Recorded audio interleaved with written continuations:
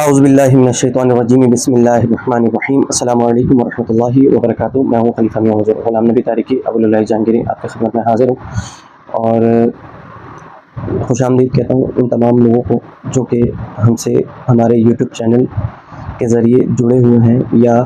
اور social media platform Facebook یا ٹک talk کے ذریعے ہم سے رابطے میں رہتے ہیں، ہماری ویڈیوز کو دیکھتے ہیں، ان کو شیئر کرتے ہیں، پسند کرتے ہیں، اعمال کرتے ہیں اور ہم سے رہنمائی لیتے ہیں۔ سب لوگوں کو میری طرف سے خوش آمدید۔ اور آج جس ٹاپک پہ میں بات کرنا چاہ رہا ہوں اس حوالے سے ہمارے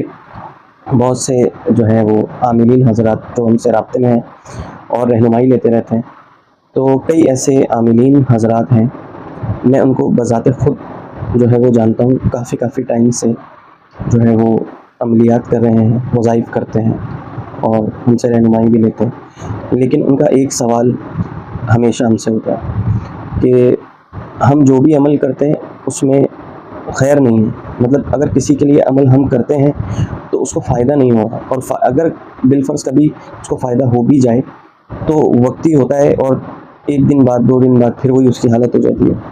تو ایسے لوگوں کے لیے تھوڑی سی جو میں گفتگو کروں گا اس پہ ان کو غور کرنے کی ضرورت ہے کہ اصل میں ایسا کیوں ہوتا ہے کہ آپ جو عمل کرتے ہیں اس میں جو ہے وہ خیر کیوں نہیں ہے۔ اگرچہ ایسے عاملین حضرات یا ایسے ذاکرین اپنے اوپر غور کریں کہ وہ کیا شریعت کے پابند ہیں، کیا وہ نماز کی پابندی کرتے ہیں، کیا وہ کسی کا حق تو نہیں مارتے، کیا وہ اپنے گھر والے، اپنے والدین، بہن بھائی، بیوی بچوں کے ساتھ ان کا سلوک اچھا ہے اور وہ ان کا حق ادا کرتے ہیں، یا وہ معاشرے میں جو بھی وابستہ لوگ ہیں ان سے کیا وہ ان کی حق تلفی تو نہیں کرتے۔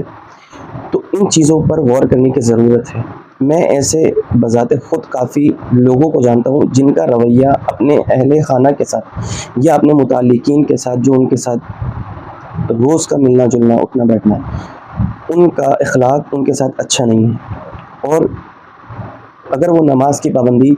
کرتے بھی ہوں گے لیکن یہ کہ صرف اور صرف اسی نماز کی پابندی کرنے سے آپ کے اندر روحانیت پیدا نہیں ہوگی۔ نماز تو فرض ہے، وہ آپ نے پڑھنی ہے، ٹھیک ہے، اور بھی جو آپ کے ذمہ چیزیں لگائی گئی ہیں وہ آپ کے اخلاق بھی ہے، آپ کا اخلاق بھی اچھا ہونا چاہیے۔ تو جب آپ کا مخلوق خدا کے ساتھ اخلاق اچھا ہوگا آپ کے اندر پھر ہی روحانیت اجاگر کرے گی،